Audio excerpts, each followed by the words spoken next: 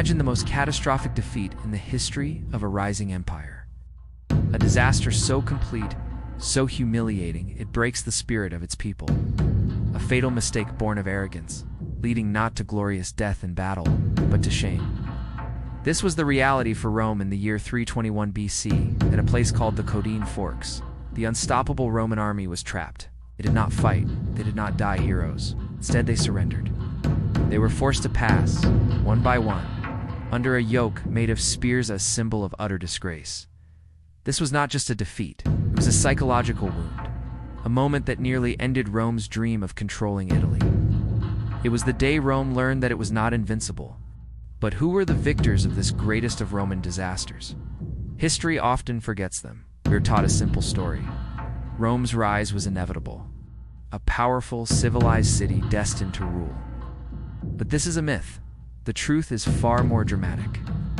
Rome's greatest rival was not a great empire like Carthage, but a tough confederation of mountain people, the Samnites. The Samnites were not backwards. They were organized, brave, and masters of mountain warfare. For nearly 50 years, these two peoples fought 3 brutal wars for the soul of Italy. This is the story of Rome's true test. A struggle that pushed Rome to the edge of destruction, and in the end, forged it into the military and political powerhouse we remember. This is the story of the Samnite Wars. To understand the conflict, we must first understand the land. Italy was a patchwork of different peoples. The spark for the first war came from a third party, the Campanians. The people of Campania, living in the fertile plain, were attacked by the Samnites.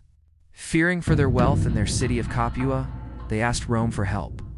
Rome, always looking to expand, agreed.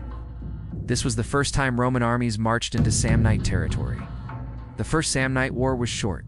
There were no major battles. But at home, Rome had other problems, so it made a peace treaty. The issue of Campania was not resolved.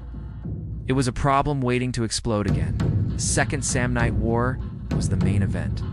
It was a long, bloody struggle. The war began over Naples again, but this time, it was a war for survival. For the first few years, the war was a stalemate. But then, in 321 BC, came the disaster. The Roman consuls made a fatal mistake. They were arrogant. This is where the story becomes about people. The Samnite commander was a brilliant leader named Gaius Pontius. He knew the arrogant Romans were marching to relieve a city. He laid a perfect trap. He let the Roman army march into the narrow Caudine Forks pass. Then, his men blocked the entrance and the exit. The Romans were trapped. There was no room to fight. They were caught like mice in a trap. Gaius Pontius had one. But then, he made his own mistake. He let the Romans go, but only after they suffered the humiliation of passing under the yoke. The news of this disaster broke Rome's spirit, but it did not break Rome's will. It forged it in fire. The Romans wanted revenge. The person who led Rome's recovery was a tough general named Lucius Papirius Cursor. He was called the Mallet because of his hard character. He reformed the army and prepared it for a new kind of war. The Romans learned from their mistakes. Slowly, Rome's superior organization and its new, flexible military system began to turn the tide. By 304 BC, the Samnites were exhausted. They signed a peace treaty on Roman terms. Rome had survived its greatest test. But the story was not over. Samnites united with Rome's other enemies, the Etruscans and the Gauls. It was a last-ditch effort to stop Rome. The Third Samnite War was the largest and most desperate of all. The fate of Italy was decided at one enormous battle in 295 BC at a place called Sentinum. Facing the massive coalition army was the Roman consul Publius Decius Mus. On the Roman left wing, the Gauls were breaking through. Seeing this disaster, Decius Mus made the ultimate sacrifice. He performed a sacred ritual and dedicated himself and the enemy to the gods.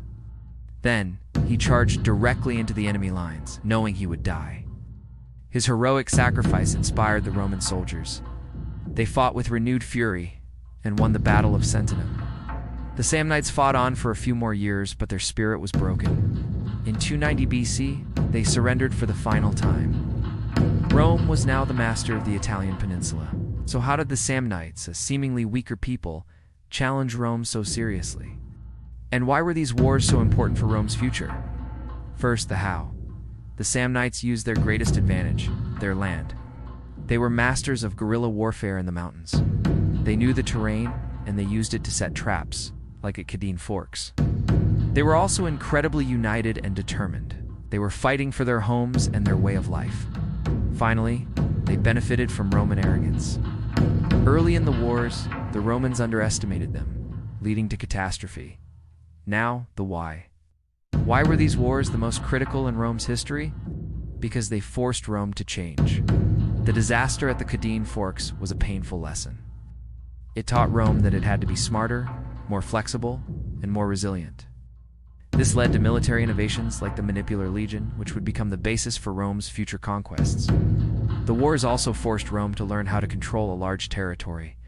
After defeating the Samnites, Rome created a system of alliances that kept the peace and provided soldiers for future armies. The Samnite Wars were the crucible that forged the Roman Empire. They were the true test that Rome had to pass to become great. The story of Rome is not a story of easy, inevitable victory. It is a story of struggle, of learning from terrible mistakes, and of coming back from the edge of disaster. The Samnites were Rome's greatest teacher, even though they were its greatest enemy. Their story deserves to be remembered. Now I have a question for you. What if Gaius Pontius had killed the Roman army at the Caudine Forks instead of humiliating them? Would Rome have been destroyed? Would it have come back even sooner, seeking revenge? Let me know your thoughts in the comments below. And if you have any other questions about the Samnites or the Roman army, ask away. I'll be there to answer them. If you enjoyed this journey into one of history's most important struggles, please give this video a thumbs up. Share it with your friends who love history, and don't forget to subscribe to our channel for more documentaries that bring the past to life. Thanks for watching.